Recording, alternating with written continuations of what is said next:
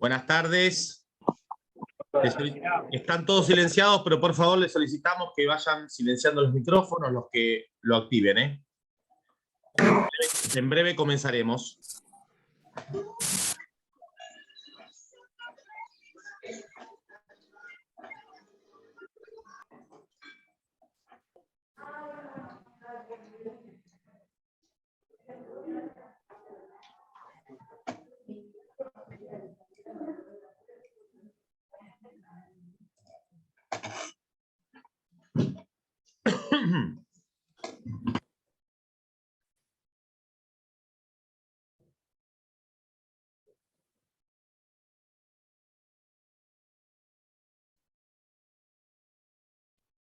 Recording in progress.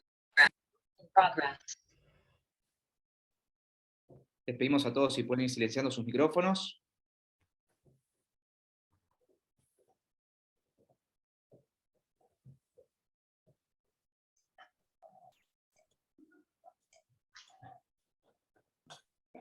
Estoy terminando de dar ingresos y ya arrancamos, ¿eh?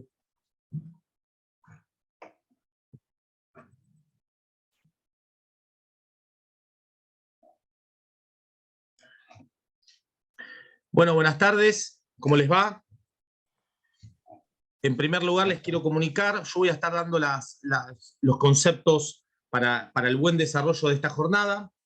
La idea es, la asistencia la vamos a estar enviando, vamos a subir un link en el espacio del chat, lo va a subir Leo. Bien, en algún momento de la charla hay que completar ese formulario Google para figurar luego la asistencia para el día de mañana tener certificado.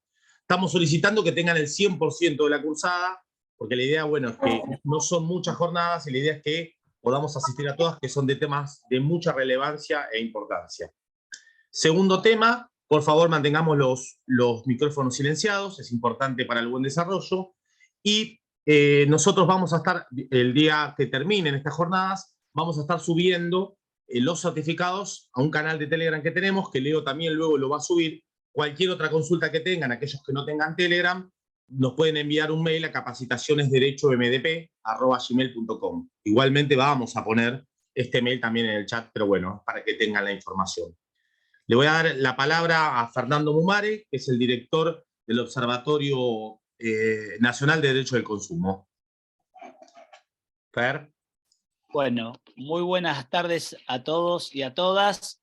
Primero que nada, agradecerle infinitamente a la doctora Sonia Ramos González por dedicarnos desde allí, desde España, un rato de su tiempo, de su valioso tiempo, para compartir con nosotros su formación, sus contenidos, sus ideas sobre este tema que nos desvela a todos, que es el derecho del consumidor.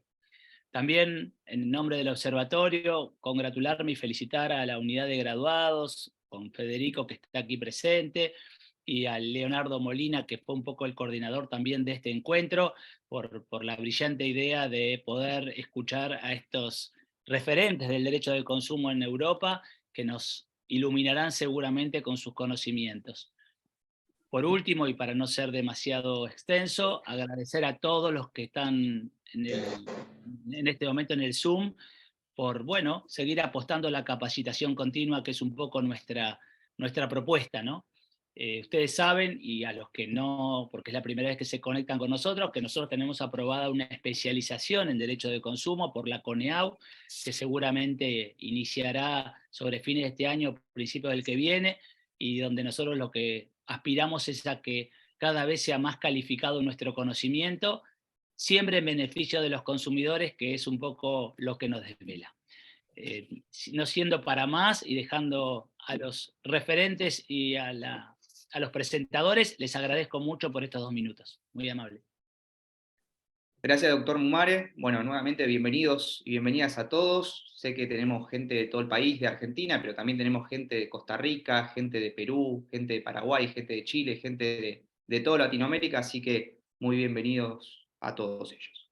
Bueno, en el día de hoy tendremos una gran jornada para inaugurar estas jornadas iberoamericanas de Derecho del Consumo. Tendremos presente a la doctora Sonia Ramos González, ¿sí? Que es licenciada en Derecho por la Universidad Pompeu Fabra de Barcelona, es magíster especializada en Responsabilidad Civil, Derecho Tributario y Derecho Mercantil, también de la Universidad Pompeu Fabra de Barcelona, y es doctora en Derecho Privado por la misma casa de estudios. Es docente de grado y de posgrado y también investigadora. Doctora Sonia Ramos González, un placer tenerla con nosotros. Le damos la palabra para comenzar con su exposición. Muy bien, muchísimas gracias, Leonardo. Gracias por la invitación. Gracias al director del observatorio por la invitación a participar en estas jornadas sobre derecho de consumo. Leonardo me propuso que trajera como tema la responsabilidad civil por productos defectuosos en la Unión Europea.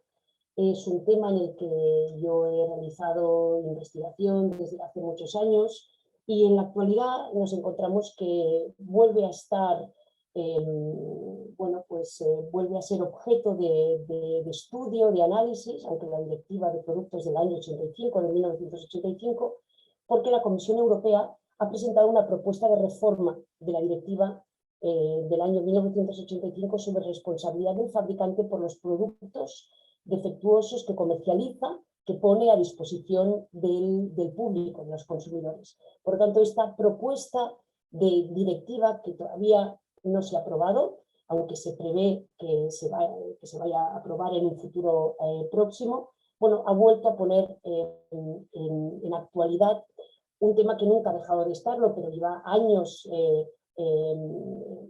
poniéndose en práctica con multitud de casos, ¿no? Casos de daños personales y materiales causados por productos, por bienes muebles que presentan una seguridad inferior a la que el consumidor legítimamente tiene derecho a esperar.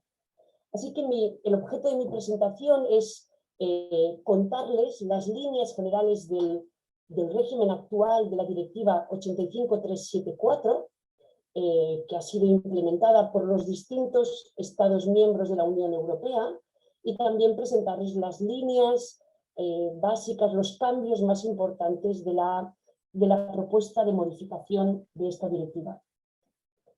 El régimen de responsabilidad civil del fabricante por los daños causados por productos defectuosos es uno de los pocos, de las pocas parcelas del derecho de daños que ha sido armonizada a nivel europeo. Y en todo caso es el más antiguo. Es verdad que en el año 2014 la Unión Europea armonizó también el régimen de responsabilidad civil por los daños derivados de infracciones del derecho de la competencia. Estos son básicamente los dos ámbitos en los que existe en cuanto a la responsabilidad civil extracontractual, un régimen armonizado a nivel europeo.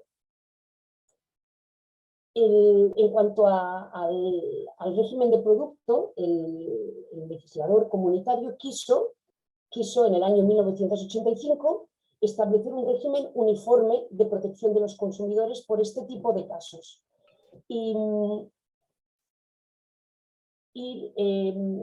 Esta uniformidad pretendía que no hubiera diferencias por razón de si el fabricante... ¿Perdón? ¿Hay algún problema con...? ¿No? No, Sonia, se desmutó, queda tranquila. De acuerdo.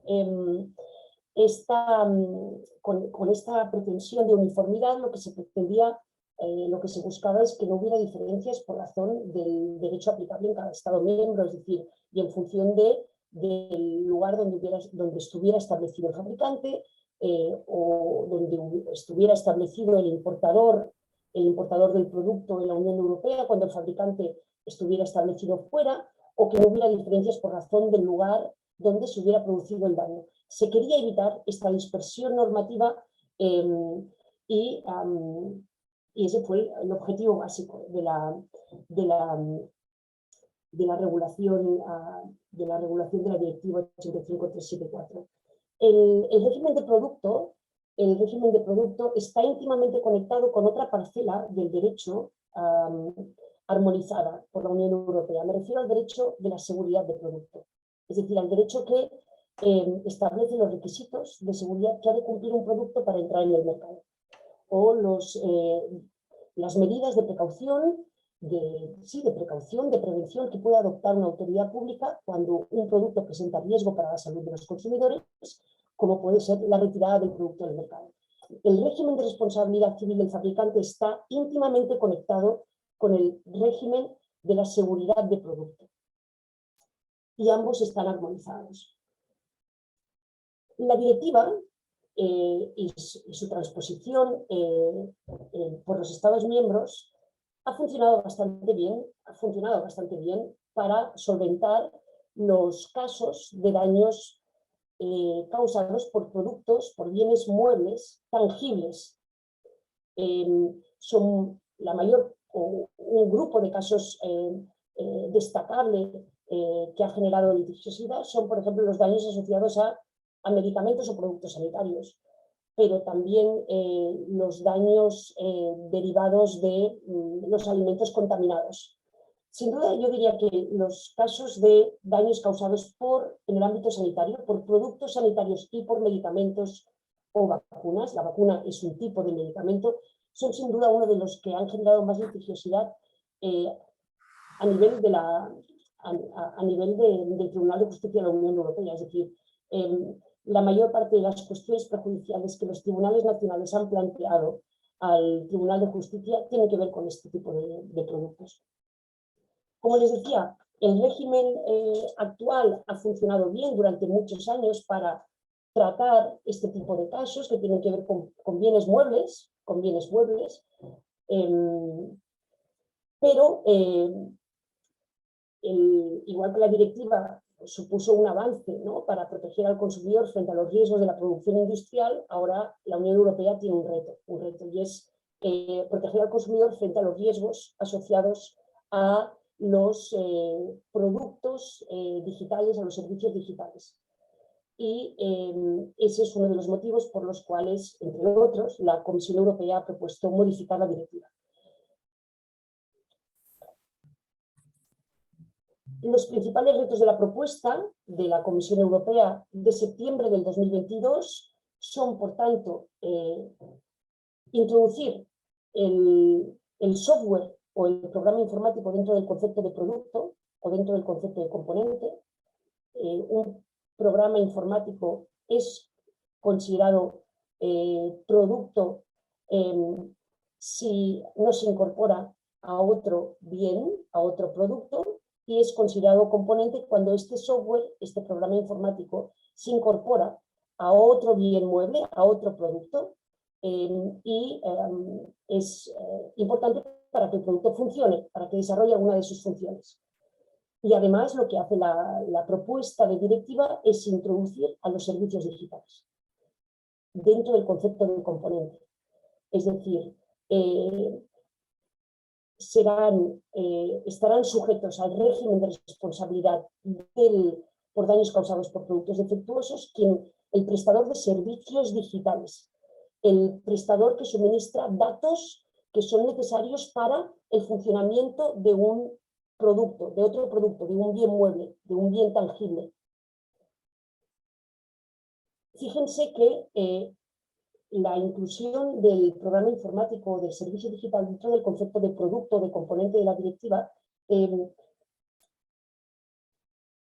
es independiente de la idea de la inteligencia artificial. Es decir, el producto informático o el servicio digital puede o no integrar un sistema de inteligencia artificial. No es necesario que lo integre. Es decir, la nueva propuesta no está pensada solo para incorporar a los softwares que introducen un sistema de inteligencia artificial. Esa es la idea. Pueden incluirlo o no. De hecho, la Unión Europea está planteándose regular de manera separada la responsabilidad por producto, también por software o por servicios digitales, por un lado, y la responsabilidad civil asociada al uso de sistemas de inteligencia artificial. Hay dos propuestas de directiva.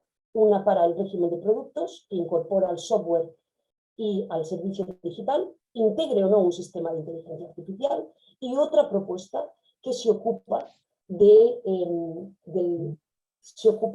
régimen de responsabilidad por el uso de los sistemas de inteligencia artificial. la doctrina que ha estudiado hasta el momento estas dos propuestas es bastante crítica con la existencia de estos dos textos. Es bastante crítica, ¿de acuerdo? Porque bueno, plantean problemas de relación, y no está del todo claro cuál es el ámbito de aplicación de la responsabilidad civil derivada del uso de la directiva o de la propuesta de directiva en materia de inteligencia artificial, sobre todo en relación con la directiva del producto. No está clara esta relación. Este es uno de los retos de la propuesta, pero hay otro.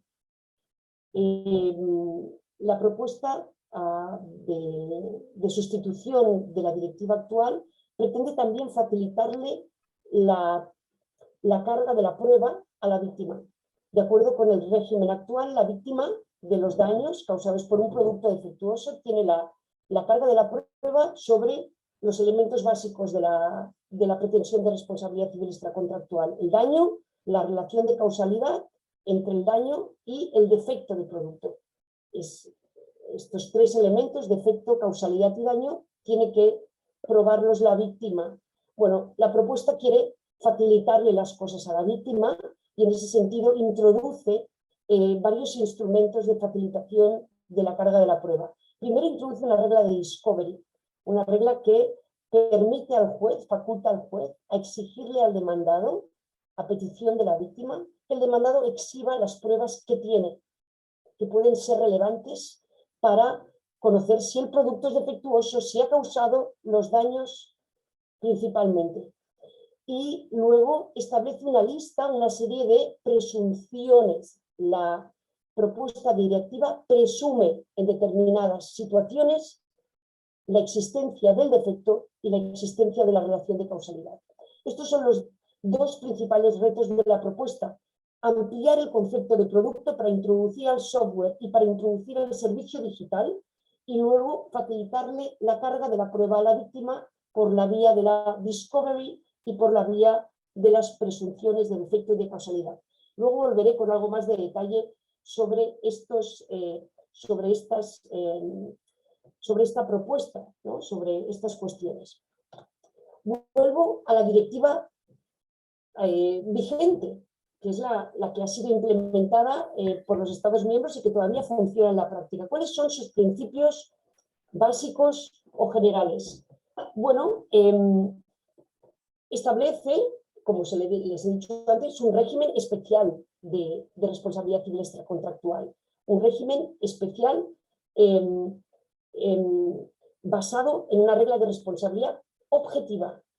Una regla de responsabilidad objetiva. ¿Por qué? Bueno, les explico antes para los que no tengan clara la distinción entre la responsabilidad objetiva y la responsabilidad por culpa, que son las dos reglas básicas de funcionamiento del derecho de la responsabilidad civil. Les explico que una regla de responsabilidad objetiva impone responsabilidad al demandado, aunque la víctima no haya probado que ha sido negligente. El demandado, aunque haya sido diligente, si con su actividad ha causado el daño, responde. Mientras que en un régimen de culpa, en un régimen basado en una regla de culpa, la víctima tiene que probar que el demandado, el fabricante, en nuestro caso, ha infringido deberes de cuidado, deberes de diligencia. ¿Por qué la directiva introduce un régimen de responsabilidad objetiva? Bueno, primero porque es más protector con el consumidor. Le hace las cosas más fáciles al consumidor, que no tiene que probar la culpa del fabricante. El consumidor no tiene por qué saber cómo ha funcionado el sistema de fabricación, cuáles son las características del producto, no tiene esta información. Es decir, es un régimen más favorable a la protección del consumidor. Pero además, antes de la directiva, las reglas de responsabilidad que se aplicaban a los fabricantes en cada Estado miembro eran distintas. Algunos estados imponían un régimen de culpa, otros imponían un régimen de culpa presunta, otros imponían un régimen de responsabilidad objetiva. España, por ejemplo, tenía una regla de culpa presunta, es decir, si el producto causaba un daño habiendo sido utilizado correctamente, se presumía la culpa del fabricante y era el fabricante quien tenía que demostrar que había actuado diligentemente para no tener la obligación de pagar los daños. En Alemania existía un régimen de responsabilidad por culpa puro Y en Francia, en cambio, existía un régimen de responsabilidad objetiva. ¿Qué pasaba? Que ante esta disparidad de regulaciones, el fabricante, en función de estar establecido en un país o en otro, estaba sujeto a un nivel de responsabilidad distinto. Y eso afectaba a la libre competencia. El fabricante, que tenía que internalizar los costes asociados a los costes de pagar una indemnización cuando su producto causaba daños al consumidor, aunque no hubiera sido negligente, estaba en peor posición que otros fabricantes sujetos a un régimen de culpa. Y el fabricante sujeto a un régimen de responsabilidad objetiva, que tiene que internalizar los costes de la responsabilidad civil asociada a riesgos inherentes al producto, es decir, a riesgos que no se pueden evitar por muy diligente que seas. Ese tipo de daños los tiene que asumir el fabricante sujeto a una regla de RO, y le coloca en una posición peor al fabricante sujeto a una regla de responsabilidad por culpa, porque ese coste lo acabará repercutiendo en el precio del producto y sus productos serán más caros y por lo tanto tendrá una posición desfavorable en el mercado respecto a los otros. Esta idea también fue tenida en cuenta por la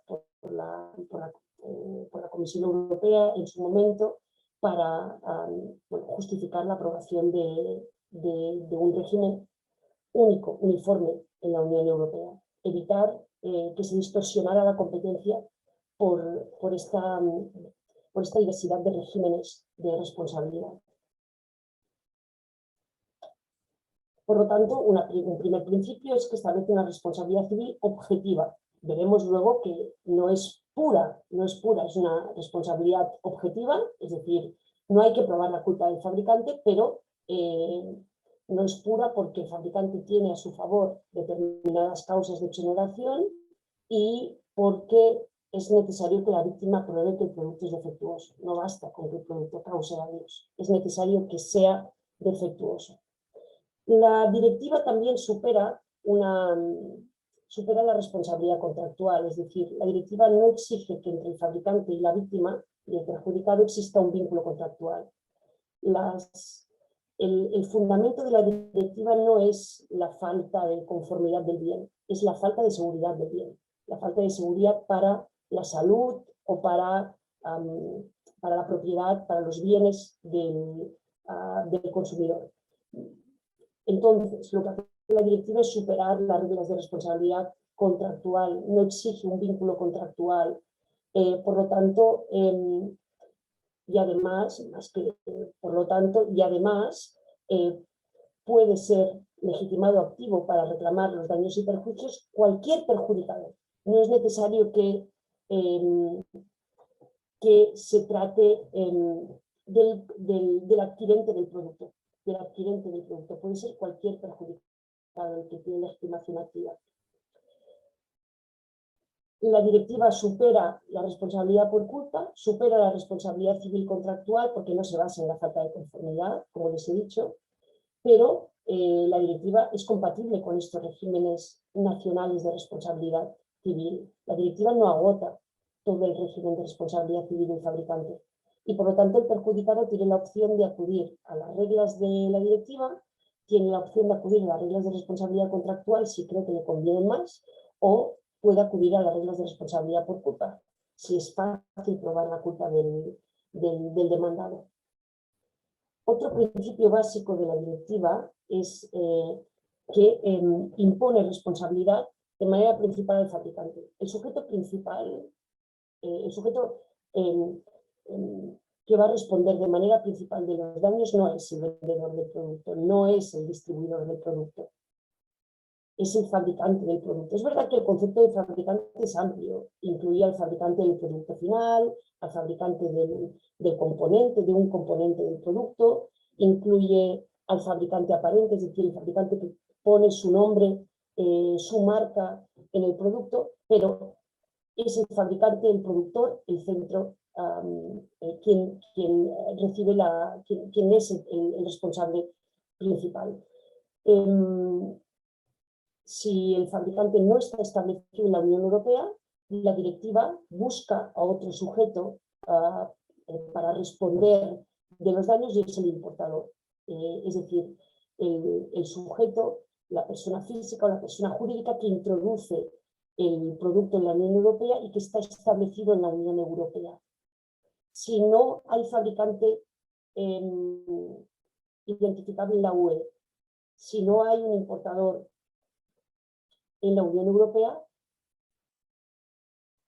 mejor dicho, si no es posible identificar un importador en la Unión Europea, tendrá que haber si el fabricante es de fuera. Pero si no es posible identificar a ninguno de los dos sujetos anteriores, a fabricante o el importador, responderá de manera subsidiaria el vendedor.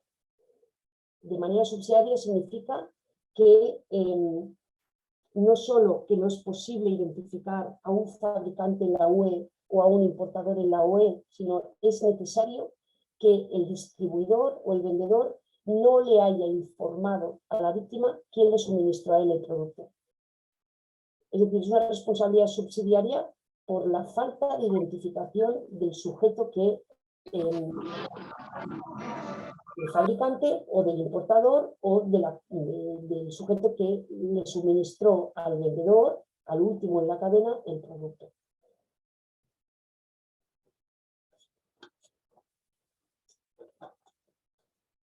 Una cuarta idea general es que la directiva, como les he dicho antes, impone una responsabilidad objetiva porque es más protectora, más beneficiosa para el consumidor, pero no es una responsabilidad objetiva pura. Es decir, la directiva trata de buscar un reparto equitativo, equilibrado, de los riesgos que genera la fabricación de bienes, un reparto entre consumidor y fabricante. Por lo tanto, hay reglas beneficiosas para el consumidor, pero también hay situaciones que tratan de proteger en cierta medida al fabricante. Algunas de estas reglas que protegen al fabricante son las exenciones de responsabilidad. En particular, les cuento que el fabricante no responde con carácter general, a no ser que los Estados miembros hayan establecido una regla específica, no responde hoy, a no ser, insisto, que los Estados miembros tengan en sus derechos nacionales una regla distinta, no responde por los riesgos de desarrollo, es decir, aquellos defectos, los riesgos de desarrollo son defectos que no han podido ser detectados en el momento en el que el fabricante puso en comercialización el producto. Bueno, esto es una causa de exoneración importante para el fabricante. Es verdad que tiene que probar que el estado de los conocimientos científicos existentes en el momento de la puesta en circulación del producto no le permitía conocer el defecto. Piensen, por ejemplo, no sé, en medicamentos, ¿no? Los medicamentos son las vacunas, que en el momento en el que se ponen las vacunas y los medicamentos no pueden ser investigados indefinidamente, porque de lo contrario no saldrían al mercado y no beneficiarían a la población. Por lo tanto, no se le puede exigir al fabricante una investigación ilimitada. La investigación es limitada, tiene que ser razonable, pero es limitada en el tiempo. Puede que en el momento en el que el medicamento se pone en el mercado no se sepa todo sobre los riesgos del medicamento. Pues bien, el fabricante podría alegar en juicio que en el momento en el que lo puso en el mercado, el estado de la técnica y de la ciencia no le permitía saber más. Hizo todo lo posible de acuerdo con el estado disponible de los conocimientos científicos y técnicos. Y es una excepción importante. Es verdad que la carga de la prueba la tiene el fabricante, pero es importante. No es una responsabilidad objetiva pura. Y el fabricante también puede probar que el defecto aparece después de que él pierda el control sobre el producto, después de que él ceda el producto al distribuidor o al vendedor. Desde el momento en que el fabricante pierde el control sobre el producto, él puede probar, él se exoneraría de responsabilidad si probara que el defecto aparece después. Y luego hay otra regla beneficiosa para el fabricante y es que la directiva limita su responsabilidad con un plazo de preclusión de 10 años. Es decir, el fabricante no responde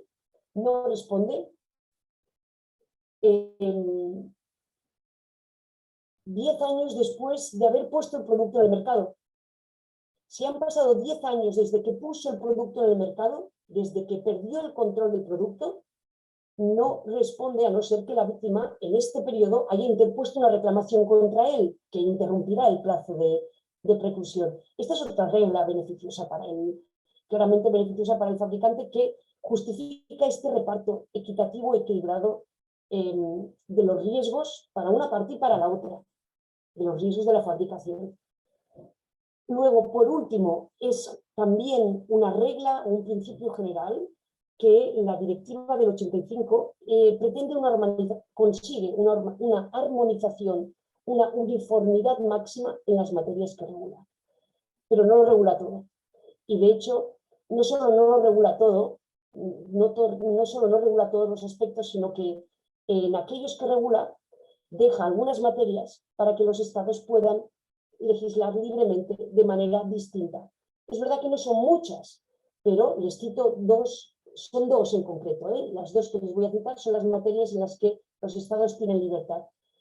Una es importante y es la excepción por riesgos de desarrollo.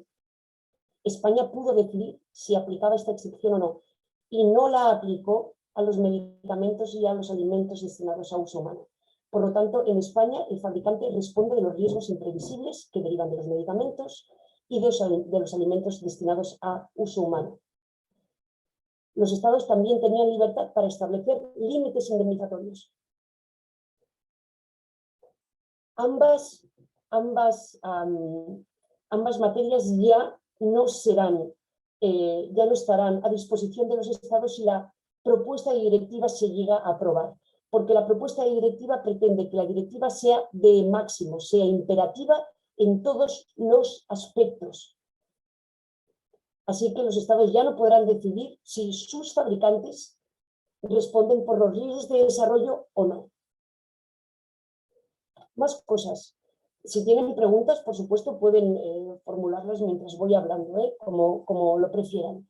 A partir de ahora, después de contar los principios básicos, yo lo que les voy a detallar es el régimen de la directiva, distinguiendo pues los 4 o 5 temas más importantes.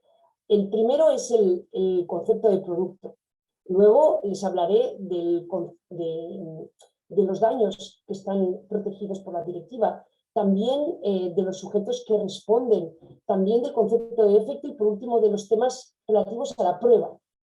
Creo que son temas centrales del régimen de responsabilidad. Y voy a ir distinguiendo entre el régimen actual y las futuras reformas. Sobre el concepto de producto y de componente de producto ya les he anunciado, ya les he avanzado algunos de los cambios. Mire, la directiva 85.374 se aplica a la comercialización de cualquier bien mueble. Eso es lo que dice el texto de la directiva. Bienes muebles. La cuestión es que se entiende por bien mueble. Tangible incluye el bien tangible, también el intangible. Habla de bien mueble incorporado o no a otro bien mueble. Aquí está el componente.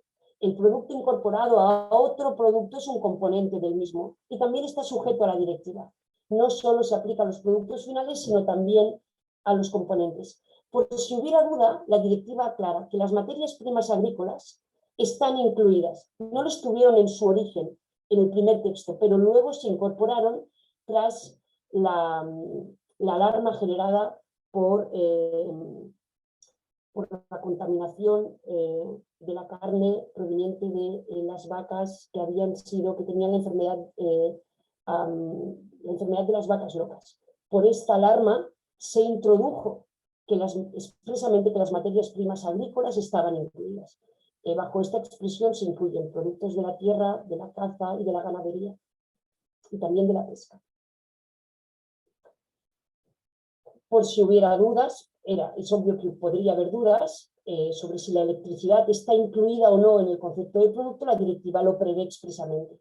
Bien mueble, materias primas agrícolas y electricidad.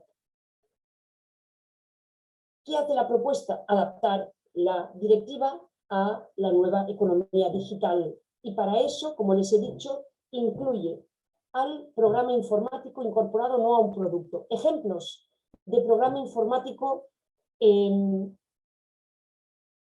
que no se incorpora a un producto, es decir, que no es importante para el funcionamiento del producto. Por ejemplo, el programa de software que yo estoy utilizando ahora, el Zoom, que todos estamos utilizando para que esta reunión sea posible. Si este programa falla y causa pues que el borrado de los datos de mi disco duro o presenta un problema de seguridad, de ciberseguridad, de manera que terceros pueden acceder a los datos de mi ordenador, bueno, pues este podría ser un caso protegido por la nueva directiva, Programas informáticos incorporados a un producto. Bueno, pues cualquier aplicación, cualquier software que yo me descargo, por ejemplo, en mi teléfono móvil, para que el teléfono desarrolle alguna de sus funciones. La app que me permite el funcionamiento de la cámara. Sería un producto, un software incorporado a un producto. También la propuesta incluye el servicio digital, pero solo como componente, es decir, es el servicio interconectado a un producto o incorporado a un producto. Creo que con el ejemplo, hay un ejemplo claro, y es el del sistema de navegación que se incorpora a un vehículo eléctrico automatizado. Piensen, por ejemplo, en un vehículo marca Tesla. El sistema de navegación, no solo la marca Tesla lo incorpora, pero bueno, es el que he pensado. El sistema de navegación incorporado a un vehículo automatizado, mediante el cual, bueno, pues el conductor recibe datos actualizados de manera continuada sobre el tráfico, sobre el estado de las vías públicas. Se trata de un servicio incorporado a un producto. Estaría sujeto al régimen de la directiva. Los principios generales que les he contado, salvo el de la armonización, no cambian. Como les decía al principio, lo que les he dicho sobre el concepto de producto se aplica, incluya o no el software, un sistema de aprendizaje autónomo. ¿De acuerdo? Valoración que les hago sobre estos cambios. Bueno, primero que la distinción entre servicio y producto se diluye. Algo que había sido básico en el derecho privado, ¿no? El fabricante del producto puede responder objetivamente, pero los prestadores de servicios están sujetos tradicionalmente a un régimen de culpa y la Unión Europea no ha intentado armonizar el régimen de la responsabilidad de los prestadores de servicios, excepto ahora en materia de servicios digitales. Bueno, esta distinción se diluye. Luego, ya les he contado que el tipo de caso al que se podría aplicar esta ampliación del concepto de producto, yo creo que es limitado. Porque es difícil pensar que cualquiera de los productos que les he comentado antes, la app, la aplicación, el sistema de navegación, causen daños físicos, daños corporales. Podría plantearse un caso de mal funcionamiento con resultado de daños físicos. Pero el caso típico que me viene a la cabeza es el del fallo del software que causa una pérdida de datos al consumidor.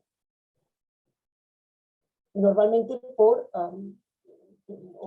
con frecuencia por un fallo, por un defecto de ciberseguridad. Es decir, que el fallo permite el acceso por parte de terceros a los datos guardados en mi ordenador o en mi tablet, etc. A pesar de lo dicho, hay algo que parece que el Tribunal de Justicia de la Unión Europea tiene claro, y es que la mera información no es un producto. Me refiero a la sentencia, les cuento brevemente el caso que dio lugar a esta sentencia del Tribunal de Justicia de 10 de junio de 2021, en la que el Tribunal de Justicia dijo claramente que la información por sí misma no es un producto.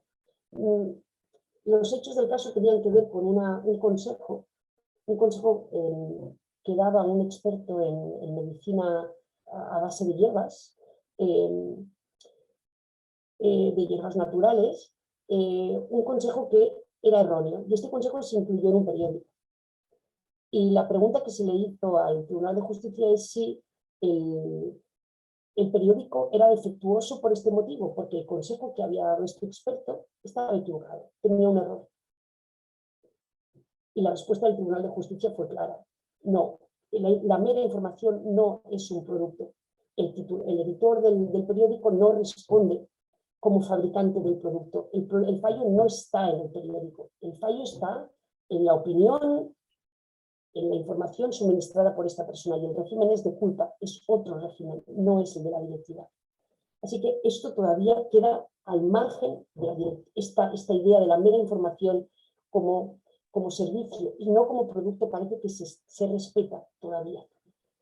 Luego, los daños objeto de protección. Miren, la directiva actual solo cubre daños personales, muerte y lesiones físicas y los daños materiales a bienes distintos al propio producto defectuoso destinados a uso empresarial, con la deducción de una franquicia de 500 euros. Es decir, daños personales y daños a bienes distintos, daños a bienes del consumidor distintos al propio producto defectuoso. Se excluye, por tanto, el daño moral puro y el daño puramente económico. Así que el hospital que sufre, por ejemplo, una interrupción del suministro eléctrico y eso le causa daños a las máquinas, ese hospital no tendría una pretensión de daños fundamentada en la directiva 85374, porque el daño a un bien empresarial no está cubierto. Eso no quiere decir que los estados no puedan regular o no puedan proteger o ampliar o establecer un régimen de responsabilidad objetiva para este tipo de daños, pero es una cuestión que le compete a los estados miembros. No es una materia cubierta por la directiva del 85. ¿Qué hace la propuesta? Bueno, amplía los daños cubiertos, incluye el daño a la salud psicológica, también incluye la pérdida de datos, algo que es relevante para darle sentido a la inclusión del software y del servicio digital en el concepto de producto, como les he comentado antes, y luego aclara que lo que no está cubierto respecto a los daños materiales son los daños a bienes exclusivamente destinados a uso empresarial. Es decir, si el bien afectado se destina a un uso híbrido, un uso privado y un uso empresarial, ese daño sí que estaría cubierto. Esa es la aclaración que hace la propuesta y además elimina la franquicia de 500 euros que prevé la directiva actual y que, bueno, una eliminación que tiene sentido teniendo en cuenta que la Unión Europea tiene una directiva del 2020, del año 2020, que regula las acciones colectivas, las acciones de clase en defensa de los intereses de los consumidores. Por lo tanto, tiene sentido que daños materiales de escasa cuantía puedan ser objeto de reclamación mediante estas acciones colectivas o acciones de clase. Sin este instrumento procesal tenía más sentido la franquicia para evitar reclamaciones poco fundamentadas o de bagatela, ¿no? Es decir, en relación a daños de escasa cuantía. El defecto y los riesgos de desarrollo. Bueno, la directiva del 85, como les he dicho, se basa en una responsabilidad por un fallo de seguridad en el producto, no por una falta de conformidad. Y el test que se utiliza para saber si el producto es defectuoso o no es el de las expectativas de seguridad que tiene o que debería tener el consumidor medio. Es un test favorable para el consumidor porque permite una amplia discreción por parte de los jueces que tienen que aplicarlo. Lo único que dice la directiva es que el producto es defectuoso si presenta una seguridad inferior a la que el consumidor medio tiene derecho a esperar. Pero claro, ¿cuál es la seguridad legítimamente esperada por un consumidor medio? Bueno, pues dependerá del producto, ¿no? Así que como es muy vago, muy ambiguo, eso le da mucha discreción al juez y eso permite interpretaciones amplias, favorables a la protección de los consumidores, favorables a considerar que el producto es defectuoso.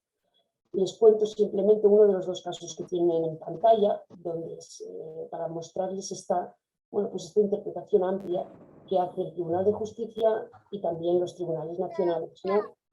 En el primer caso, el Tribunal de Justicia consideró que era defectuoso un marcapasos, un modelo de marcapasos, porque presentaba un riesgo de fallo, de mal funcionamiento. En el caso, no se había probado que los concretos marcapasos que tenían una serie de pacientes eran defectuosos. No se había probado. Estos pacientes, cuando supieron que el modelo de marcapaso que llevaban presentaba un riesgo más alto de fallo que otros, lo que hicieron fue explantárselos, extraérselos.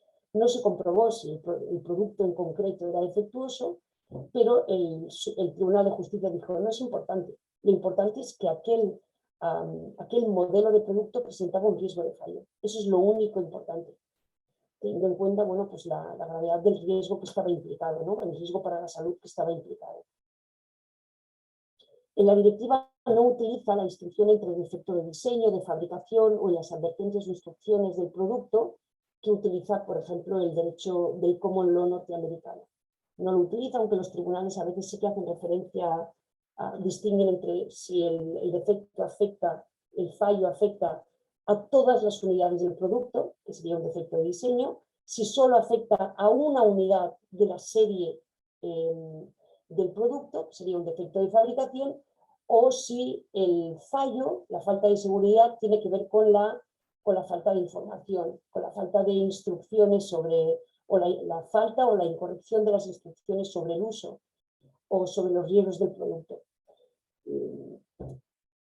La directiva no distingue, pero la doctrina y los tribunales a veces sí que se refieren a estos tres tipos de defectos. Son útiles, la distinción es útil. Junto con el concepto de defecto tienen que tener en cuenta los riesgos de desarrollo que ya les he advertido que con carácter general exoneran de responsabilidad al fabricante. Son defectos que no se pudieron advertir o conocer en el momento en el que se puso el producto en el mercado. ¿Qué hace la propuesta de directiva? Bueno, pues amplía o especifica que además de tener en cuenta la presentación del producto, el momento de puesta en circulación del producto, como dice la directiva actual, amplía los factores a tener en cuenta para valorar el defecto. Y en concreto, establece que el cumplimiento por parte del fabricante de los requisitos de seguridad, recuerdan que antes les he mencionado la relación que existía entre el derecho de producto, el derecho de la responsabilidad por producto y el de la seguridad por producto, pues lo que dice la directiva es que el fabricante que cumple los requisitos de seguridad, esto es un factor a tener en cuenta para no considerar al producto defectuoso. Y de la misma manera, el fabricante que ve como su producto retirado del mercado por una autoridad pública, por los riesgos que presenta, pues esta retirada, aunque no va a presumir el defecto, sí que va a ser tenida en cuenta por el juez, puede ser tenida en cuenta por el juez para valorar si el producto es defectuoso o no. Teniendo en cuenta que se introduce en la propuesta de directiva el software y los servicios digitales que pueden ser actualizados, que pueden requerir mejoras para evitar ciberataques, la propuesta introduce o amplía el momento relevante para valorar el defecto del producto. Es decir, ya no solo importa el momento en el que el producto se puso en circulación, sino que lo que importa es el momento en el que el fabricante tenía el control sobre, por ejemplo, el software. Es decir, lo importante es si el momento relevante ya no es ese punto fijo, sino que se tiene en cuenta todo el periodo en el que el fabricante pudo tener control sobre las actualizaciones del software o sobre las mejoras del software. Se amplía esta idea. Siguiente tema importante, el de los sujetos responsables. Ya les he anunciado antes cómo se responde, cómo o quién responde de acuerdo con el régimen actual. les presento a continuación en qué cambia la propuesta de directiva. Bueno, pues la propuesta de directiva añade a 3 sujetos más como potenciales responsables. Si no hay un fabricante en la Unión Europea,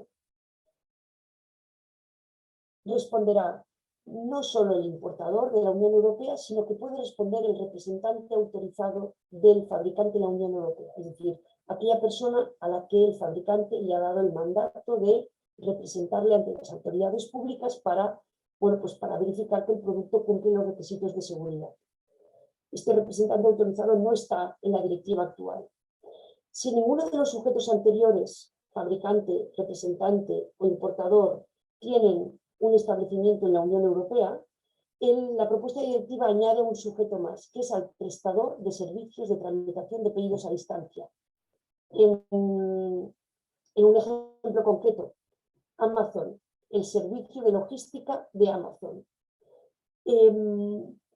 ¿En qué está pensando la propuesta? La propuesta está pensando en el supuesto de venta a distancia de productos a través de una plataforma digital, Amazon, que además presta al fabricante establecido fuera de la Unión Europea un servicio de logística. El fabricante establecido fuera de la Unión Europea, piensen por ejemplo en un fabricante chino, un vendedor chino, lo que hace es enviar stock de su producción a un almacén de Amazon. Amazon almacena, custodia y cuando el consumidor decide comprar el producto ofertado en la plataforma digital, Amazon lo que hace es embalarlo y enviarlo al destinatario. La propuesta de nueva directiva propone que este prestador de servicios, es decir, Amazon, como prestador de servicios de logística para los fabricantes chinos, por ejemplo, responda si no hay ningún fabricante en la UE, si no hay un representante autorizado del fabricante en la UE y si no hay un importador en la UE. Porque en el fondo este tipo de prestadores de servicios de logística actúan de facto como importadores, aunque no lo sean. El distribuidor responde de la misma manera que les he dicho antes, es decir, solo de manera subsidiaria cuando no identifica a la víctima quién le suministró a él el producto o quién es el fabricante del producto en la Unión Europea. Y aquí me detengo un momento para contarles que la propuesta de directiva considera que las plataformas digitales que actúan de intermediarias para la compraventa de productos, que ponen en contacto a los consumidores con los vendedores, pueden ser consideradas distribuidores si aparentan serlo. Es decir, si no informan, cuando actúan como intermediarias, si no informan al consumidor de quién les está vendiendo el producto, si aparentan frente al consumidor que son ellas las vendedoras, la propuesta de directiva lo que hace es considerarlas distribuidoras bajo el mismo régimen que les he contado hace un momento. Es decir, responderían si no le dicen a la víctima, no, perdona, yo no soy tu vendedora. El vendedor es el fabricante X establecido en la UE. Además, la propuesta también incluye el modificador de producto. Por ejemplo, el taller que repara un vehículo pero altera las funciones básicas del vehículo. Este sujeto, desde el momento en que ha modificado sustancialmente las funciones originarias del producto, también es considerado sujeto responsable. Como creo que me estoy alargando, acabo ya con este último tema que tiene que ver con la prueba. ¿En qué cambia la propuesta de directiva? Hombre, este es un punto importante. La propuesta de directiva trata de flexibilizar la carga de la prueba del consumidor, del perjudicado, y lo hace.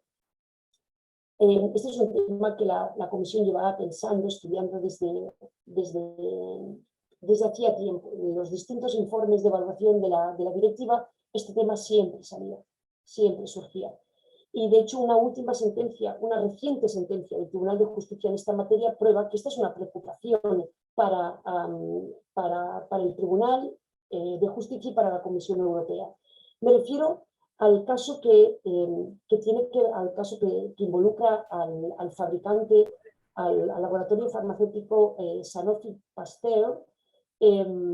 Esta sentencia tiene que ver con la comercialización por parte de Sanofi de una vacuna contra la hepatitis B que se dudaba si podía causar una enfermedad muy grave, la esclerosis múltiple. En concreto, el paciente que motivó este caso falleció por esta enfermedad después de haber recibido una vacuna fabricada por Sanofi. Y este caso llegó al Tribunal de Justicia. La cuestión que se planteaba es la siguiente: si la comunidad científica no ha acreditado que existe una relación de causalidad entre la vacuna y la enfermedad, porque esto es así, no se ha acreditado una relación causal, pero tampoco se ha descartado. Si hay incertidumbre causal entre el producto y el daño, porque la comunidad científica no ha logrado hasta el momento acreditar una causalidad probabilística o una causalidad adecuada, la víctima siempre tiene que perder, siempre tiene que ver desestimada la pretensión, y el Tribunal de Justicia considera que no, que la víctima tiene que poder probar la causalidad mediante la vía de presunciones fundadas en indicios sólidos, pero la víctima tiene que poder acreditar la causalidad al margen de la prueba científica. Porque dice el Tribunal de Justicia, de lo contrario, si siempre se le exige esta prueba científica, bueno, eso va en contra del principio de efectividad de la directiva. Hace difícil que sea efectivo el régimen de la directiva en casos de productos técnicamente complejos como los medicamentos, como las vacunas. Y bueno, este es solamente un ejemplo de que el tema de la prueba era un tema que preocupaba al Tribunal de Justicia y a la Comisión, y lo solucionan, bueno, pues añadiendo una batería de instrumentos a favor de la víctima. Primero, mediante la pretensión de discovery, como les he dicho, el juez, a petición de la víctima, si cree que la demanda es verosímil, puede ordenarle al demandado que exhiba pruebas. Y si el demandado no exhibe las pruebas, se presumirá que el producto es defectuoso. Es verdad que el juez tiene que valorar la proporcionalidad y la necesidad de la exhibición de pruebas y respetar el deber de secreto comercial, la confidencialidad de los datos, si es posible, pero la consecuencia es importante. Si el fabricante se niega, se presumirá que el producto es defectuoso. Segundo instrumento, las presunciones. Y aquí hay una batería de presunciones sobre el defecto y sobre la causalidad. No son muy novedosas, porque de hecho los tribunales ya venían aplicando estas presunciones mediante los instrumentos procesales que les ofrecía el propio derecho nacional. Por ejemplo, se presume el defecto si el fabricante ha incumplido una norma de seguridad. Bueno, vale, no es nuevo. Esto es un supuesto de negligencia per se.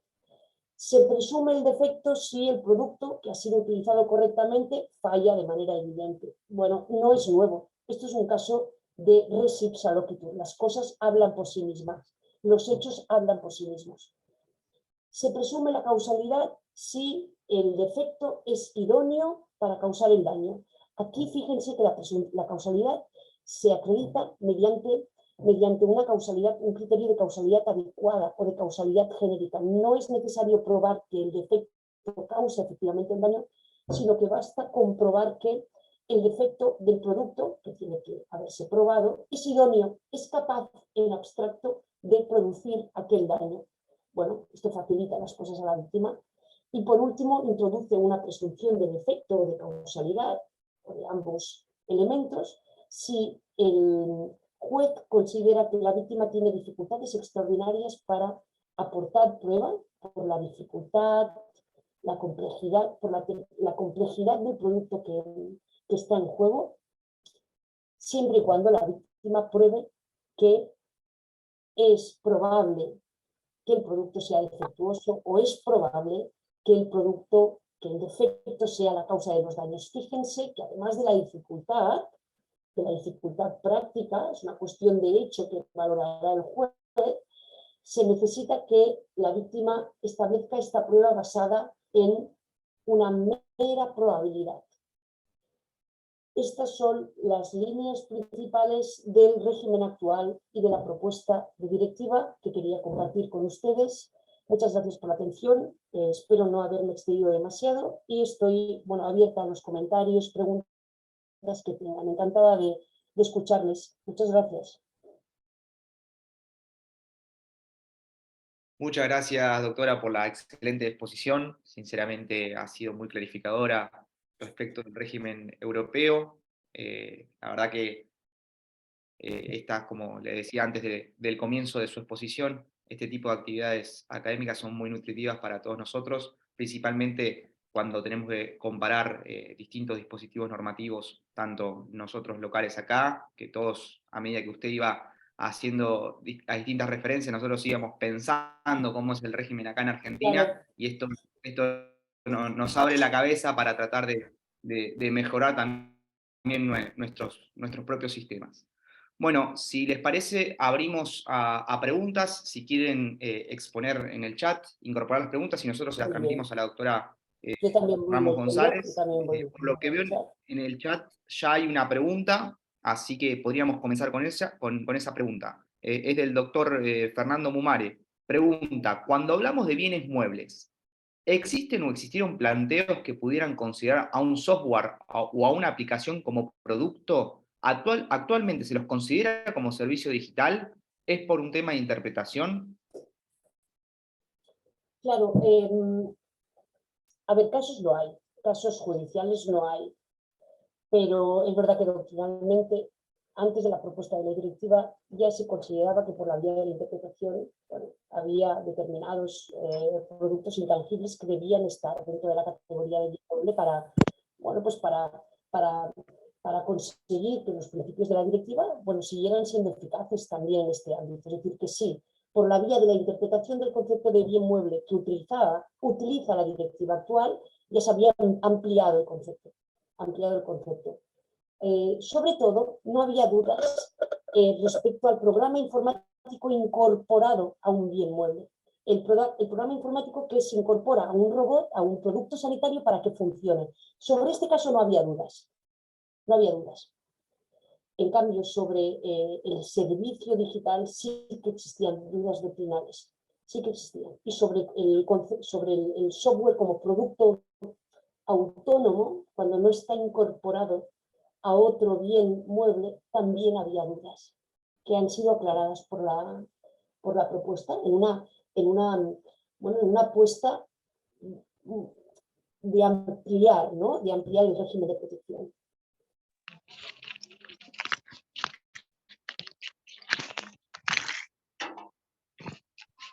Perfecto. No veo preguntas en el chat. Yo me voy a atrever, doctora, a hacerle una consulta también. Claro. Creo que usted ya lo deslizó al principio de su exposición, pero me parece que está bueno como para clarificarlo.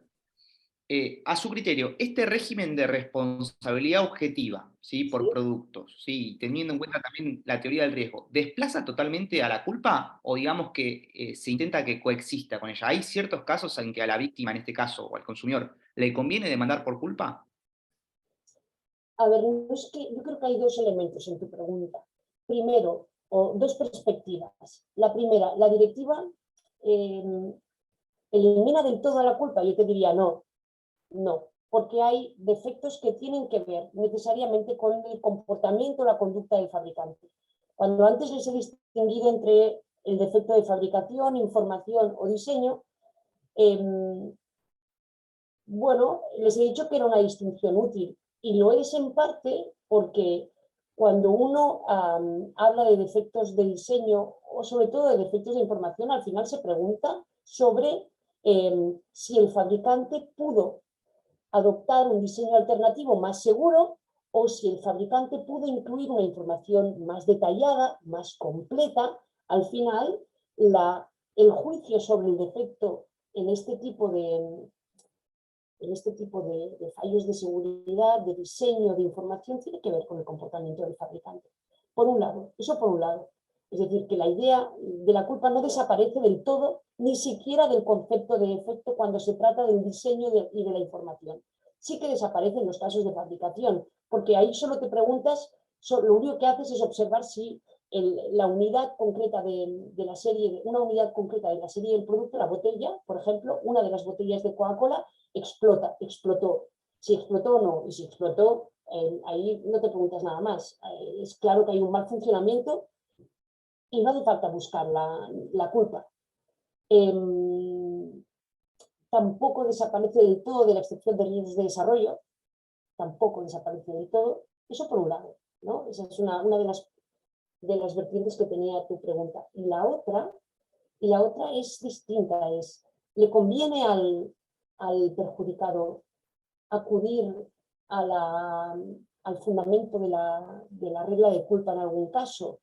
En algún caso, bueno, a ver, teniendo la regla de la responsabilidad objetiva, yo, si fuera el abogado de la víctima, no me complicaría y no fundamentaría la demanda en la regla de la culpa. Pero es posible que haya casos de producto que serán o que impliquen que impliquen una culpa del fabricante. Es que eso es así. Sí, eso puede ocurrir. Desde el punto de vista de la estrategia del demandante, claramente el régimen claramente no le conviene. Clarísimo, doctora. Otra pregunta más que tengo, y esta está vinculada a una de las excepciones que usted había dicho respecto de los techos indemnizatorios. Que los techos indemnizatorios queden a libertad de los Estados partes. ¿Sí? ¿Esto en sí es beneficioso para los consumidores? ¿O cuál es quizás la motivación de dejar los techos indemnizatorios a cargo de los Estados? ¿Cuál es, digamos, la finalidad de eso? Claro, fíjense que el techo indemnizatorio que se establece en la directiva y que han implementado los Estados miembros, algunos Estados miembros, España lo ha hecho, es altísimo, es de unos 65 millones de euros.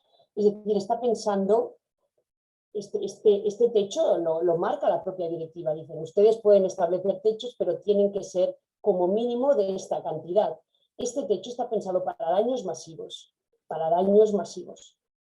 ¿de acuerdo? Es decir, yo nunca lo he visto aplicado en ningún caso.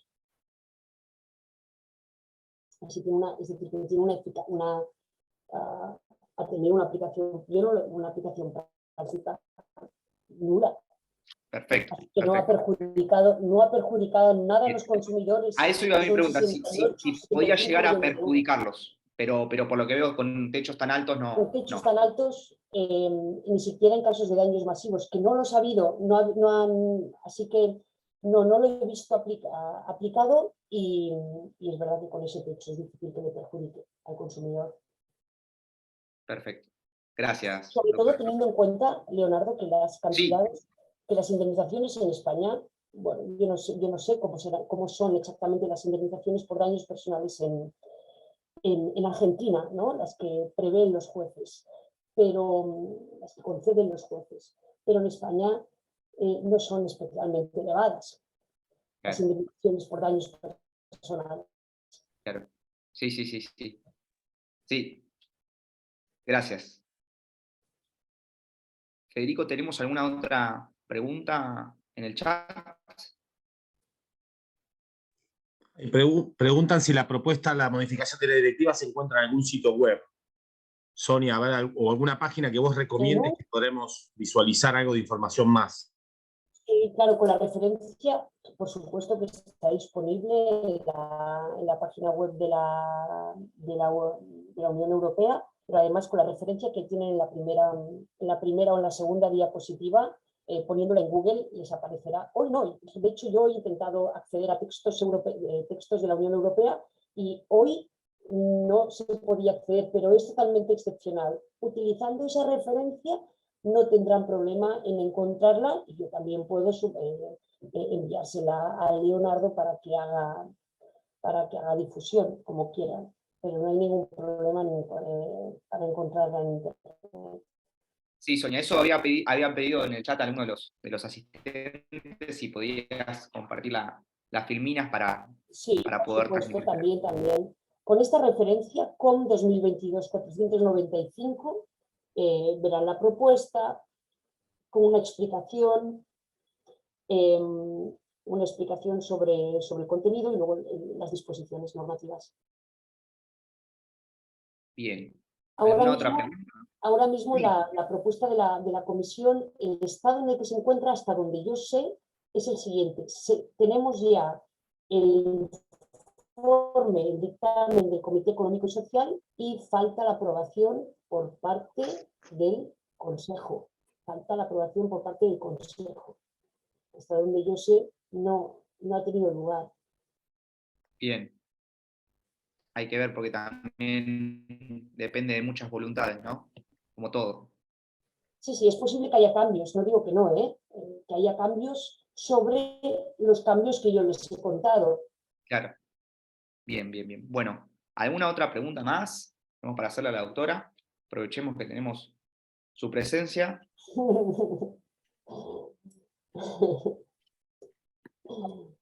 Yo, si no, a modo de conclusión, doctora, yo le voy a consultar. ¿Es la obligación de seguridad, digamos, el sustento que motoriza establecer un régimen específico en la responsabilidad por producto? Me refiero principalmente a los productos que adolecen quizás de un defecto de seguridad. ¿Es la obligación de seguridad Sí. lo que motoriza esta regulación? Sí, ¿no? Sí, totalmente.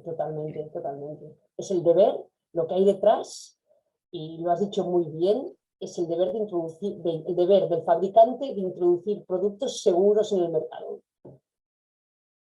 Lo que hay detrás de la aplicación de la directiva es el incumplimiento de este deber. Bien.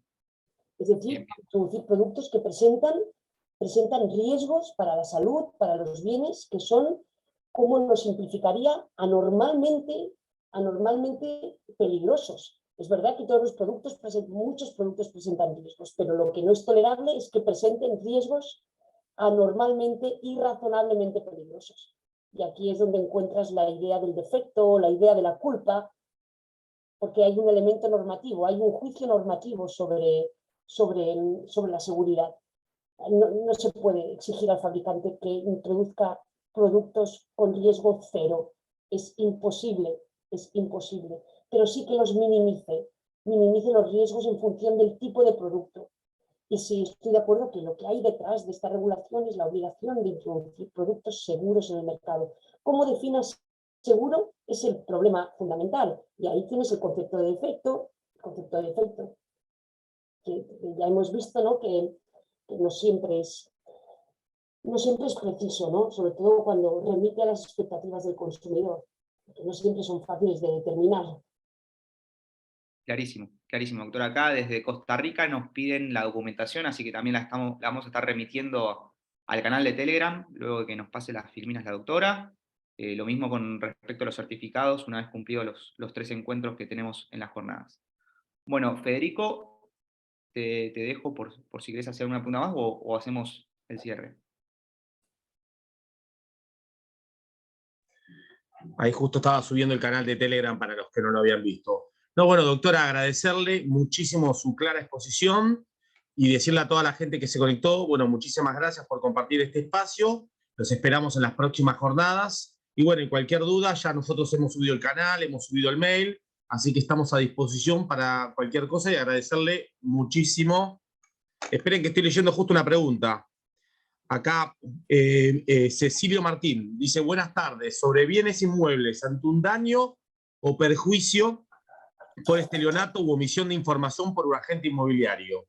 Por ejemplo, sobre un emprendimiento o construcción, ¿cómo podría... Esperen que me perdí la pregunta. Un edificio allí sobre defectos de producto de diseño. ¿Cómo actúa la defensa del consumidor en España sobre este tipo de inmuebles? ¿Se escuchó, Sonia? Sí, más o menos. Estoy releyendo por ejemplo, sobre un emprendimiento en construcción, ¿cómo podría ser un edificio en construcción? ¿Cómo actúa la defensa de consumidores? Bueno, en España tenemos varios regímenes. Tenemos una ley de ordenación de la edificación que establece un régimen de responsabilidad especial para el promotor de la edificación y para los agentes que intervienen en la construcción. Es un régimen bastante estricto, es un régimen de responsabilidad basado en el defecto. La directiva no cubre a los bienes inmuebles, pero tenemos en España este régimen especial. Y es un régimen de responsabilidad basado en el defecto en la construcción. No sé si está pensando el autor, el compañero o compañera está pensando en ese tipo de defectos. No me queda claro. Un emprendimiento en construcción como podría ser un edificio en construcción. La ley distingue entre defectos estructurales, constructivos, y establece una responsabilidad solidaria entre el promotor y los distintos agentes que intervienen en la construcción, arquitectos, directores de obra, etc. Básicamente sería el principal régimen de responsabilidad para los inmuebles, aparte del derecho de contratos, por supuesto, ¿no? De la responsabilidad derivada del contrato de obra, aparte de ese, del régimen general del Código Civil Español. Claro. Clarísimo. Bueno, Fede, te dejo para el cierre. Muchísimas gracias. Finalizamos con esto. Gracias, doctora. Y gracias a todos y todas los que concurrieron. Les dejo un cálido abrazo. En breve Muchas también gracias. vamos a estar subiendo a nuestro canal de capacitaciones de YouTube esta exposición para aquellos que la quieran ver. Así, de nuevo. Gracias, Sonia. Capacitaciones Gracias. Derecho MDP en YouTube. Capacitaciones Derecho MDP en YouTube. Es el canal de la Unidad de Graduados de la Facultad de Derecho de la Universidad Nacional de Mar del Plata. Allí subiremos la exposición de hoy. Gracias, doctora, y esperemos próximamente tenerla acá en la ciudad de Mar del Plata. Yo también. Gracias, Leonardo. Gracias. Gracias, Federico. Gracias, director. Adiós. Gracias Chao, a hasta Gracias, luego. todos. gracias a los más de 107 participantes. Gracias, nos vemos pronto. Adiós. Cierro, Leo. Muchas gracias a todos y todas. En junio nos vemos. Segundo encuentro en junio y próximo septiembre. Gracias. Adiós.